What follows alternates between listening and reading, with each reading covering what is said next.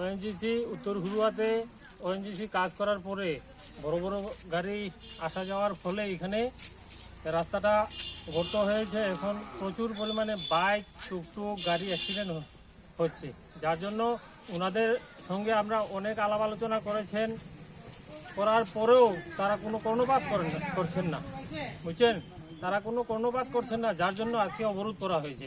রাস্তাটা এখন তাড়াতাড়ি যথাশীঘ্র এটা ওই যেগুলাতে গর্ত আছে সেইগুলা ওই গর্তগুলা পরিপূর্ণ এবং ভালো করে দিলে আমাদের রাস্তা অবরোধ ছেড়ে দেবো, কোনো আপত্তি নেই। এই এলাকাটা কি নাম?